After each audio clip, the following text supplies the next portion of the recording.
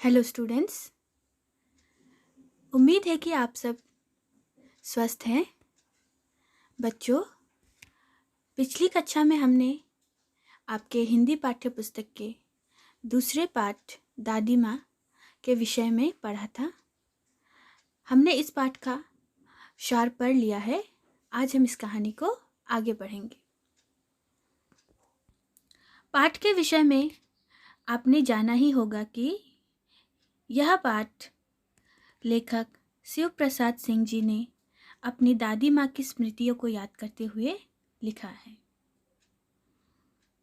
कमजोरी ही है अपनी, पर सच तो यह है कि जरा सी कठिनाई पड़ते, बीसों गर्मी, बरसात और वसंत देखने के बाद भी मेरा मन सदा नहीं तो प्रायः अनमना सा हो जाता है।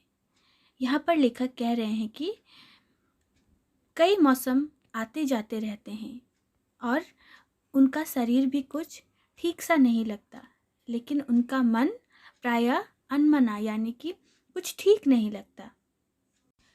मेरे शुभचिंतक मित्र मुंह पर मुझे प्रसन्न करने के लिए आने वाली छुट्टियों की सूचना देते हैं और पीठ पीछे मुझे कमजोर और जरा सी प्रतिकूलता से घबराने वाला कहकर मेरा मजाक उड़ाते हैं। लेखक कह रहे हैं कि एक तरफ तो उनके मित्र छुट्टियां आने वाली हैं ऐसा कहकर उनको खुश करने की कोशिश करते हैं, लेकिन उनके पीठ पीछे उनको जरा सी बात पर घबराने वाला कहकर उनका मजाक उड़ाते हैं, उन्हें कमज़ोर कहते हैं। मैं सोचता हूँ, अच्छा अब कभी उन बातों को न सोचूंगा। ठीक है, जाने दो, सोचने से होता ही क्या है। पर बस मेरी आंखों के सामने शरद की शीत किरणों के समान स्वच्छ शीतल किसी की धुंधली छाया नाच उठती है।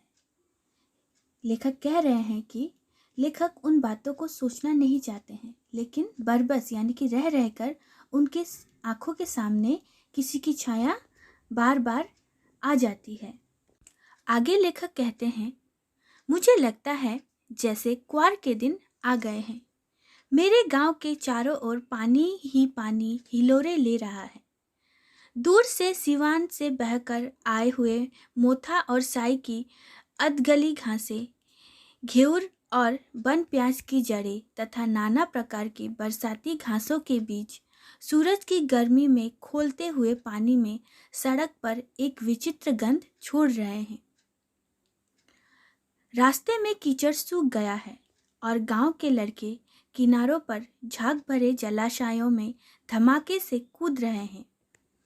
अपने अपने मौसम की अपनी अपनी बातें होती हैं। आषाढ़ में आम और जामुन न मिले, चिंता नहीं। अगहन में चिवड़ा और गुड़ न मिले, दुख नहीं। चैत के दिनों में लाई के साथ गुड़ की पट्टी न मिले, अफसोस नहीं। पर क्वार के दिनों में इस गंधपूर्ण झाग भरे जल में कूदना न हो तो बड़ा बुरा मालूम होता है। लेखक कह रहे हैं कि वैसे तो हर मौसम की अपनी अपनी खासियत होती है, लेकिन उन मौसम में सबसे अच्छा उनको लगने वाला वो गंधपूर्ण झाग भरे जल में कूदना था। मैं भीतर हुड़क रहा था। 2-1 दिन ही तो कूद सका था। नहा धोकर बीमार हो गया। हल्की बीमारी न जाने क्यों मुझे अच्छी लगती है। थोड़ा थोड़ा ज्वर हो, सर में साधारण दर्द और खाने के लिए दिन भर नींबू और साबू। लेकिन इस बार ऐसी चीज़ नहीं थी। ज्वर जो चढ़ा तो चढ़ता ही गया, रज़ाई पर रज़ाई, और उतरा रात 12 बजे के बाद। लेखक जब छोटे थे तो उन्हें अगर हल्की सी बीमारी हो जाती तो उनकी देखभाल की जाती थी और इसलिए उनको ज़रा सा ज्वर और सिर में दर्द होने पर अच्छा लगता था।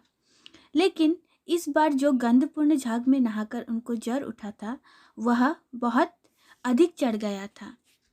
दिन भर ज्वर से तपने के बाद रात 12 बजे के बाद ही उनका ज्वर उतरा था।